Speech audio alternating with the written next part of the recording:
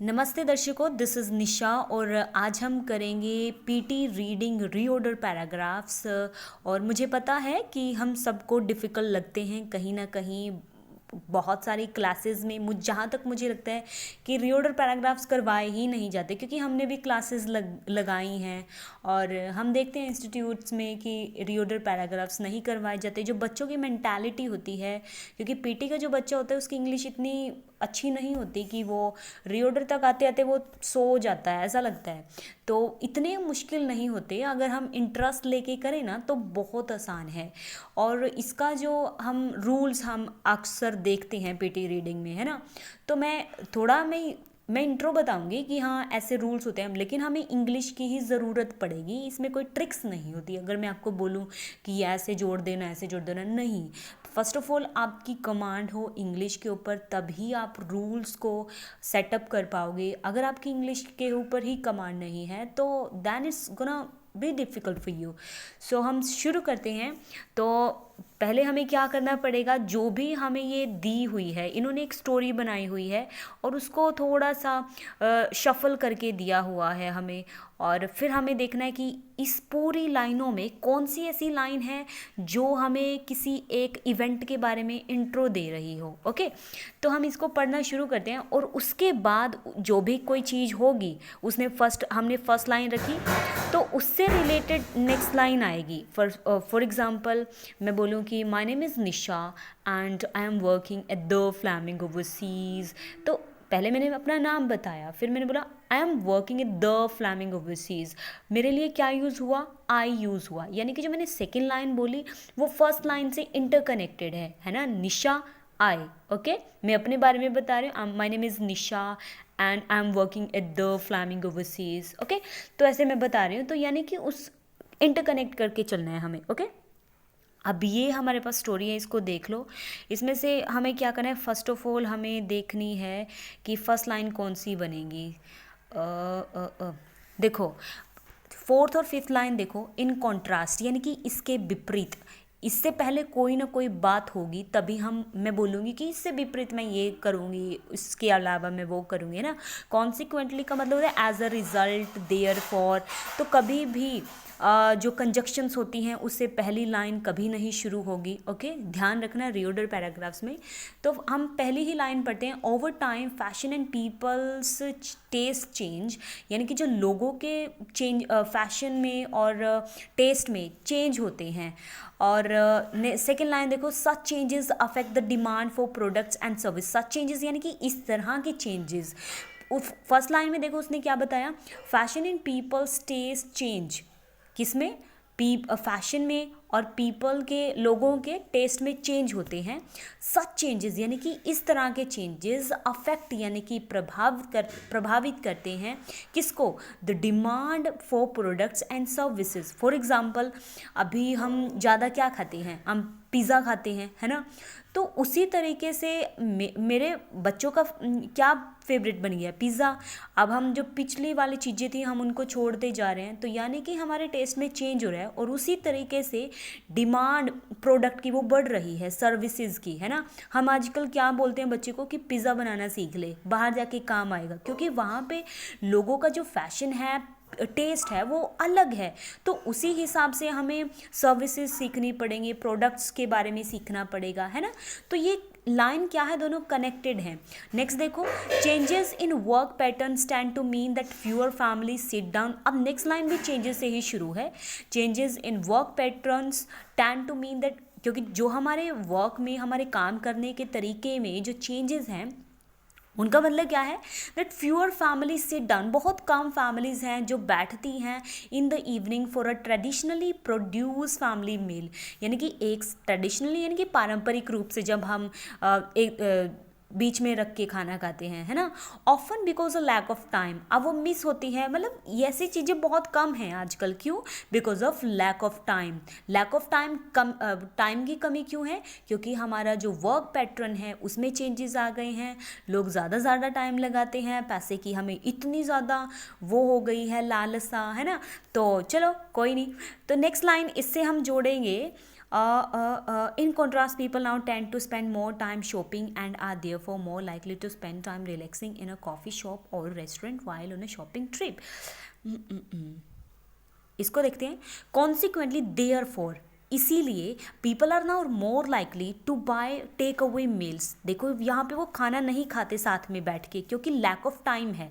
अब इससे जोड़ो लाइन को, consequent therefore people are now more likely, संभावित हैं, टू बाय, मोर लाइकली यानी कि वो संभावित हैं to buy take away meals और convenience food as oppose to ingredients.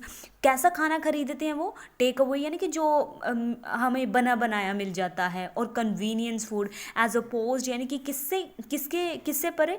Ingredients for meals that take time to prepare. ठीक है, हम जैसे इंग्रेडिएंट्स यानी कि सामग्री को लेने के बजाय हम क्या ले लेते हैं? बना बनाया खाना. ओके, इन कॉन्ट्रास्ट, इसके विपरीत people now tend to spend more time, कहाँ पर टाइम बिताते हैं?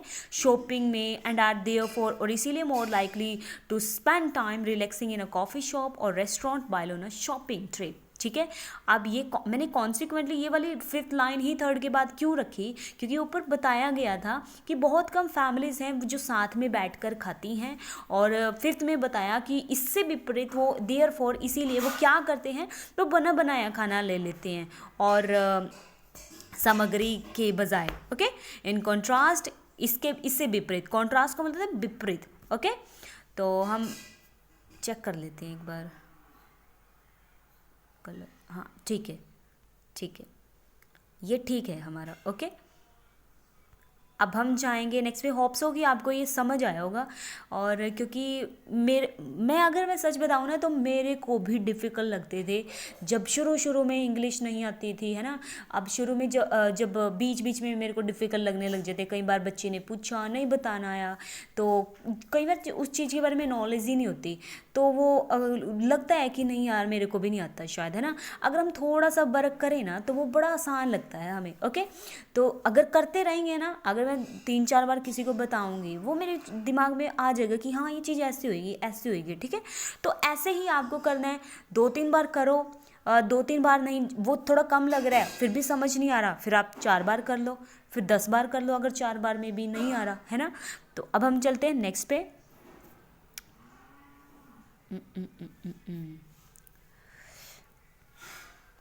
टुडे वही बात है कि हम इसमें इंट्रो लाइन ढूंढेंगे. Other bill fire experts expand the definition of a mega fire beyond acres burn. Other से नहीं होगी, इससे पहले सम तो होगा कि कुछ क्या कहते हैं और दूसरे क्या कहते हैं ना. अदर से नहीं होगी. In August 1988 high winds change smouldering wild fires in Yellowstone national park into raging fire storms, an event that came to be known as black Saturday. देखो इसमें ना किसी एक इवेंट के बारे में बताया हुआ है कि इन अगस्त 1988, अगस्त 1988 में high winds change smouldering wild fires in Yellowstone national park into raging fire storms. ठीक है, यानी कि थोड़ी बहुत आग लगी होगी. येलोस्टोन एक नेशनल पार्क है वेस्टर्न अमेरिका में, ओके, यूएसए में. तो जो थोड़ी बहुत हवाएं थी और उससे ना एक सुलगती हुई आग लग गई येलोस्टोन नेशनल पार्क में, और जो बहुत ज़्यादा तूफान में बदल गई एन इवेंट. और उस इवेंट को क्या कहा जाने लगा? Came to be known as black Saturday. उसको क्या बोला गया? Black Saturday. अब यहाँ पे आओ, देखो, the US inter agency fire centre defines a mega fire by its size. It is a wild fire that once more than 40 नहीं, ये नहीं आएगी ऊपर. इसमें ना मेगा फायर के बारे में थर्ड लाइन मैंने ऊपर रख दी थी पहले, लेकिन ये थर्ड सेकंड पे नहीं आएगी, ऊपर फोर्थ आएगी.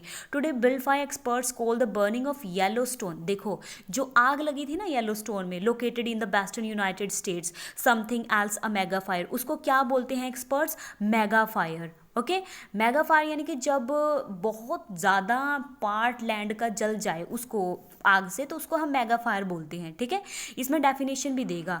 ओके, और देखो अब वो क्या गया, मेगा फायर के बारे में सेकंड लाइन में बोला, तो नेक्स्ट लाइन जो थर्ड लाइन है उसमें मेगा फायर को ही डिफाइन करेंगे वो. The US inter agency fire centre defines a mega fire by its size. कैसे डिफाइन करते हैं? उसके साइज से.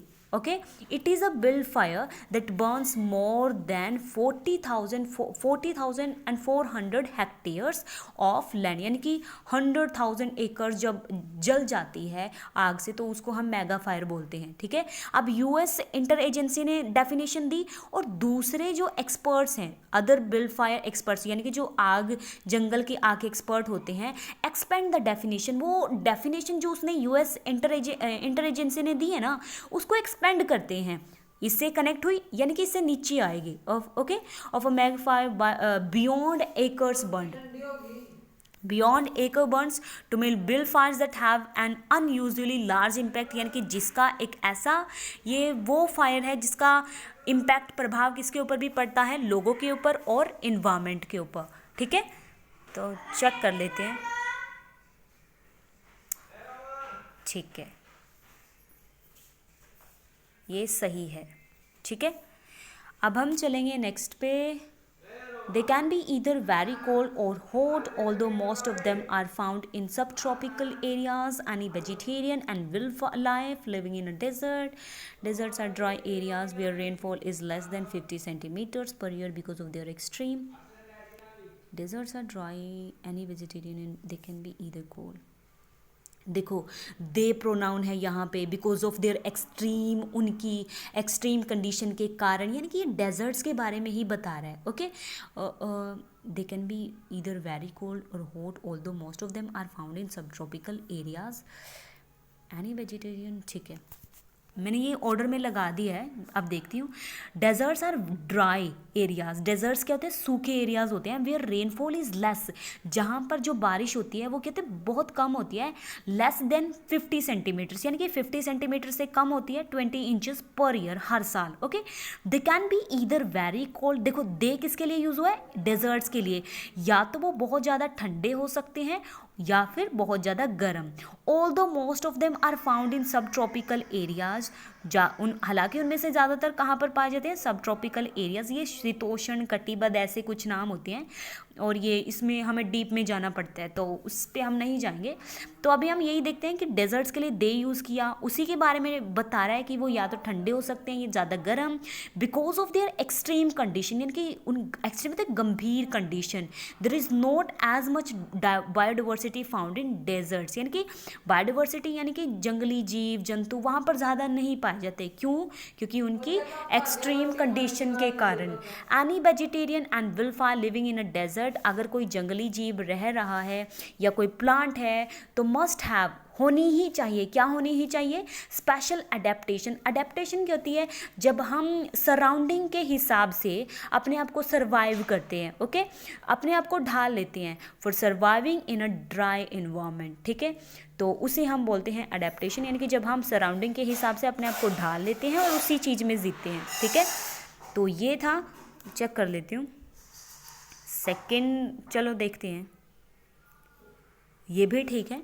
और ऐसे करते हैं, हमें होप सो कि आपको थोड़ा समझ आया होगा और ऐसे ट्राई करो। इसके बाद आप 2-3 करो, मुझे लगता है कि आपको ज़रूर समझ आएगा। और थोड़ा सा तो देखो भी पढ़ना पड़ेगा, ऐसा नहीं है कि मैं बिल्कुल ऐसे मंत्र लेके, है ना, ऐसे हम थोड़ा स्पेल कर देंगे और समझ आ जाएगा, ऐसा नहीं होता। कोई भी चीज़ आसान नहीं होती, थोड़ा सा काम तो करना पड़ता ही है। तो धन्यवाद, होप सो कि आप समझोगे, लेकिन भाई ट्राई ज़रूर करना है ना, ऐसे समझ के हम ट्राई ना करें तो वो साथ नहीं देगी। आपको भी ट्राई करना है, प्रैक्टिस करनी है, तभी समझ में आएगा। Okay, bye.